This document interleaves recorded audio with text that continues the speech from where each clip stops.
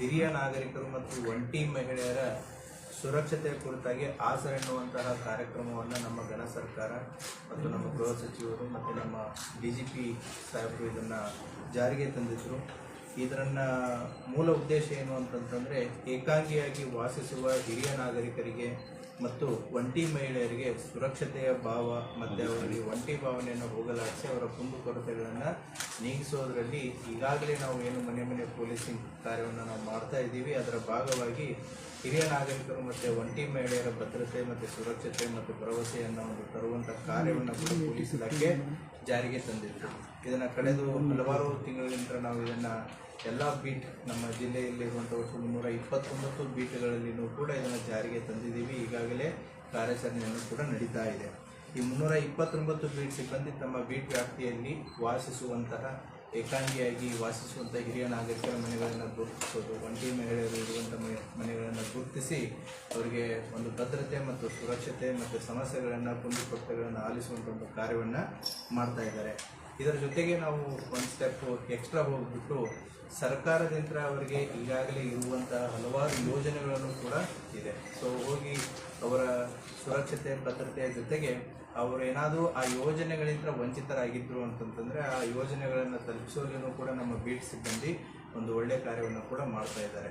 ಜಿಲ್ಲಾಧಿಕಾರಿಗಳಿಂದ ಅವರಿಗೆ ಇರುವಂತಹ ಎಲ್ಲ ಸೌಲಭ್ಯ ಯೋಜನೆಗಳ ಕುರಿತಾದಂಥ ಒಂದು ವಿಸ್ತೃತವಾದಂಥ ಮಾಹಿತಿಯನ್ನು ಪಡೆದುಕೊಂಡು ಅದನ್ನು ನಾವು ಬೀಟ್ ಸಿಬ್ಬಂದಿಗೆ ಕೊಟ್ಟು ಅವರು ಹಿರಿಯ ನಾಗರಿಕರಿಗೆ ಸಂಬಂಧಪಟ್ಟಂತಹ ಕಾನೂನುಗಳಿಗೆ ಸಂಬಂಧಪಟ್ಟಂತೆ, ತಂದೆ ತಾಯಿ ಮತ್ತು ಹಿರಿಯ ನಾಗರಿಕರ ಪಾಲನೆ ಪೋಷಣೆ ಮತ್ತು ಕಲ್ಯಾಣಕ್ಕೆ ಸಂಬಂಧಪಟ್ಟಂತೆ, ಮತ್ತು ಇಂದಿರಾ ಗಾಂಧಿ ರಾಷ್ಟ್ರೀಯ ವೃದ್ಧಾಪ್ಯ ವೇತನ ಆಗಿರ್ಬೋದು, ಮತ್ತು ಸಂಧ್ಯಾ ಸುರಕ್ಷಾ ಯೋಜನೆಯ ಬಗ್ಗೆ ಆಗಿರ್ಬೋದು, ಅಂದರೆ 60 ವರ್ಷಕ್ಕಿಂತ ಮೇಲೆ ಇದ್ದವರಿಗೆ ಪಿಂಚಣಿ, 60 ವರ್ಷಕ್ಕಿಂತ ಕಡಿಮೆ ಇರೋರಿಗೆ ಪಿಂಚಣಿಯ ಸೌಲಭ್ಯ ಆಗಿರ್ಬೋದು, ಮತ್ತು ಹಿರಿಯ ನಾಗರಿಕರಿಗೆ ಬಸ್ ಪ್ರಯಾಣದಲ್ಲಿರುವಂಥ ರಿಯಾಯಿತಿ, ವಿಧವಾ ವೇತನ ಯೋಜನೆ ಆಗಿರ್ಬೋದು, ಮನಸ್ವಿನಿ ಯೋಜನೆ ಆಗಿರ್ಬೋದು, ಮತ್ತು ಮೃತ ರೈತರ ಪತ್ನಿಗೆ ಇರುವಂಥ ಯೋಜನೆಗಳಾಗಿರ್ಬೋದು, ಅಸಿಡ್ ದಾಳಿಗೆ ಒಳಗಾದಂತಹ ಮಹಿಳೆಯರಿಗೆ ಇರುವಂಥ ಯೋಜನೆಗಳಾಗಿರ್ಬೋದು, ವೃದ್ಧಾಶ್ರಮಗಳ ಬಗ್ಗೆ, ಹಿರಿಯ ನಾಗರಿಕರಿಗೆ ಸಹಾಯವಾಣಿ ಕೇಂದ್ರಗಳಾಗಿರ್ಬೋದು, ಹಿರಿಯ ನಾಗರಿಕರ ಹಗಲು ಯೋಗಕ್ಷೇಮ ಕೇಂದ್ರಗಳಾಗಿರ್ಬೋದು, ಹಿರಿಯ ನಾಗರಿಕರಿಗೆ ಗುರುತಿನ ಚೀಟಿ, ಮತ್ತು ಈ ರೀತಿಯಾದಂಥ ಯೋಜನೆಗಳನ್ನು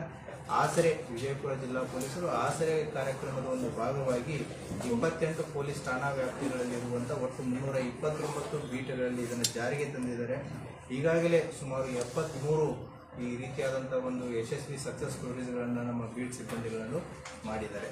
ವೃದ್ಧಾಪ್ಯ ವೇತನ ಒಟ್ಟು 14 ಜನ ಅವಕಾಶ ವಂಚಿತರಾಗಿದ್ದರು. ಅವುಗಳನ್ನು ಗುರುತಿಸಿ ಅದನ್ನು ಕನ್ಸರ್ನ್ಡ್ ಇಲಾಖೆಗಳಿಗೆ ಅವರ ಅಪ್ಲಿಕೇಶನನ್ನು ಹಾಕಿ ಅವರಿಂದ ಆದೇಶ ಕಾಪಿಗಳನ್ನು ಕೂಡ ಅವರಿಗೆ ಒಯ್ದು ಕೊಟ್ಟಿದ್ದಾರೆ. ಅದೇ ರೀತಿ ವಿಧವಾ ವೇತನ ಯೋಜನೆ ಒಟ್ಟು 16 ಜನಕ್ಕೆ, ವಿಕಲಚೇತನ ಪೋಷಣಾ ಯೋಜನೆ 8 ಜನಕ್ಕೆ, ಇಂದಿರಾ ಗಾಂಧಿ ರಾಷ್ಟ್ರೀಯ ಪಿಂಚಣಿ ಯೋಜನೆ 6 ಜನಕ್ಕೆ, ಹಿರಿಯ ನಾಗರಿಕರ ಗುರುತಿನ ಚೀಟಿ ಒಟ್ಟು 10 ಜನಕ್ಕೆ, ಸಂಧ್ಯಾ ಸುರಕ್ಷಾ ಯೋಜನೆ ಒಟ್ಟು 6 ಜನಕ್ಕೆ.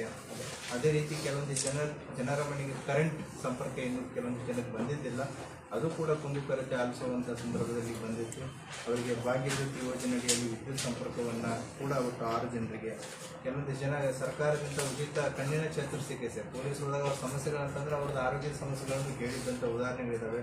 ಒಟ್ಟು 3 ಜನಕ್ಕೆ ಕಣ್ಣಿನ ಶಸ್ತ್ರಚಿಕಿತ್ಸೆ ಉಚಿತವಾಗಿ ಸರ್ಕಾರದ ಯೋಜನೆಯಲ್ಲಿ ಮಾಡಿಸಿಕೊಟ್ಟಿದ್ದಾರೆ. ಅಷ್ಟೇ ಅಲ್ಲದೆ ಬ್ಯಾಂಕ್ ಮತ್ತು ಅಂಚೆ ಕಚೇರಿಯಲ್ಲಿ ಖಾತೆಗಳನ್ನು ಕೂಡ ಅವರಿಗೆ ತೆರೆಸಿಕೊಡುವಂಥ ಕೆಲಸವನ್ನು ಮಾಡಿದರೆ. ಈ ರೀತಿ ಒಟ್ಟು 73 ಸಕ್ಸಸ್ ಸ್ಟೋರೀಸ್ಗಳನ್ನು ನಮ್ಮ ಬೀಟ್ ಸಿಬ್ಬಂದಿ ಈಗಾಗಲೇ ಮಾಡಿದ್ದಾರೆ. ಈಗಲೂ ಕೂಡ ಇದು ಎಲ್ಲ ಬೀಟ್ಗಳಲ್ಲಿಯೂ ಕೂಡ ಜಾರಿ ಇದ್ದು ಇನ್ನೂ ಹಲವಾರು ಈ ರೀತಿ ಇರುವಂತಹ ಹಿರಿಯ ನಾಗರಿಕರಾಗಿರ್ಬೋದು ಮತ್ತು ಒಂಟಿ ಮಹಿಳೆಯರನ್ನು ಗುರುತಿಸಿ ಅವರಿಗೆ ಅನುಕೂಲ ಮಾಡಿಕೊಡುವಂಥ ಒಂದು ಕೆಲಸವನ್ನು ಜನಸ್ನೇಹಿ ಪೊಲೀಸ್, ಜನರ ಪರವಾಗಿ ಇರುವಂಥ ಒಂದು ಪೊಲೀಸ್ ವ್ಯವಸ್ಥೆಯನ್ನು ನಮ್ಮ ಬೀಟ್ ಸಿಬ್ಬಂದಿಗಳು ಜಾರಿಯನ್ನು ತಂದಿದ್ದಾರೆ.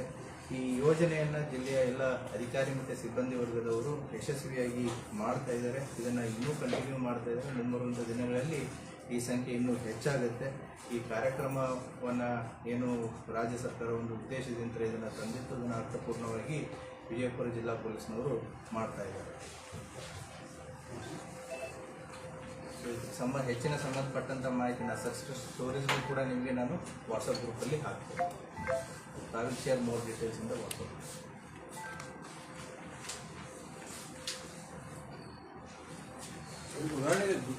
I will share those details.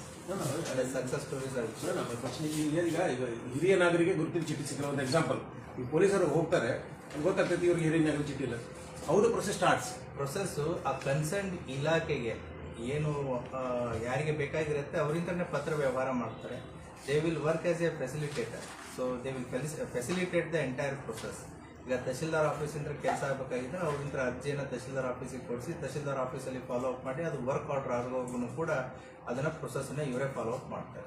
ಪೊಲೀಸರಿಗೆ ಮಧ್ಯೆ ತರಬೇತಿ ಕೊಟ್ಟಿರೋ ಯಾವ್ಯಾವ ಇಲಾಖೆಗೆ ಯಾವ್ಯಾವ ಬರುತ್ತೆ ಅಂತ ಹೇಳಿ? As we have given the details of the schemes. So ಸ್ಕೀಮ್ಸ್ಗಳ ಡೀಟೇಲ್ಸ್ನು ಕೂಡ ನಾವು ಈ ರೀತಿ ಮಾಡಿ ಕೊಟ್ಟಿದ್ದೀವಿ. ಯಾವ್ಯಾವ ಇಲಾಖೆಗೆ ಯಾವ್ಯಾವ ಯೋಜನೆಗಳು ಬರ್ತವೆ, ಸೊ ಯಾವ ರೀತಿ ಪ್ರೊಸೆಸ್ ಮಾಡಬೇಕು ಅಂತಂತೇಳಿ. ಸೊ ವೃದ್ಧಾಪ್ಯ ವೇತನ ಯಾರಿಗೆ ಅಪ್ರೋಚ್ ಆಗಬೇಕು, ಬಸ್ ರಿಯಾಯಿತಿ ಪ್ರಯಾಣ ದರ ಯಾರಿಗೆ ಅಪ್ರೋಚ್ ಆಗಬೇಕು. ಸೊ ಆ ರೀತಿಯಾಗಿ ಅವ್ರಿಗೆ ಈಗಾಗಲೇ ನಾವು ಅದ್ರ ಬಗ್ಗೆ ಮಾಹಿತಿಯನ್ನು ಕೊಟ್ಟು ಅವರು ಬೀಟ ವ್ಯವಸ್ಥೆ ಅಂತ ಹೋದಾಗ ಆಸರೆ ಅಂತ ಸ್ಕೀಮಿನ ಆಸರೆ ಯೋಜನೆ ಅಂತ ಹಳ್ಳಿಗಳಿಗೆ ಹೋದಾಗ ಆ ಸಮಸ್ಯೆಗಳನ್ನು ಗುರುತಾಕೋತಾರೆ. ಕೆಲವೊಂದು ಸಮಸ್ಯೆಗಳು ಹೊಸದಾಗಿ ಬರುತ್ತೆ. ಸೊ ಎಲ್ಲ ಯೋಜನೆಗಳನ್ನು ಒಂದೇ ಕಡೆ ಇರುತ್ತಂತಲ್ಲ. ಸೊ ಅವಾಗ ಸಂಬಂಧಪಟ್ಟಂತಹ ನಮ್ಮ ಇನ್ಸ್ಪೆಕ್ಟ್ರು PSI ಅವರು ತಹಶೀಲ್ದಾರ್ ಜೊತೆಗೆ ಚರ್ಚೆ ಮಾಡಿ ಏನು ಸಹಾಯ ಮಾಡೋಕ್ಕಾಗುತ್ತೆ ವಿತಿನ್ ದ ಏನೋ ಸರ್ಕಾರದ ಯೋಜನೆಗಳಲ್ಲಿ ಆ ರೀತಿಯಾದಂಥ ಒಂದು ಸಹಾಯವನ್ನು ನಮ್ಮ ಪೊಲೀಸ್ನವರು ಹಿರಿಯ ನಾಗರಿಕರಿಗೆ ಮತ್ತು ಒಂಟಿ ಮಹಿಳೆಯರಿಗೆ ಮಾಡಿಕೊಡ್ತಾರೆ.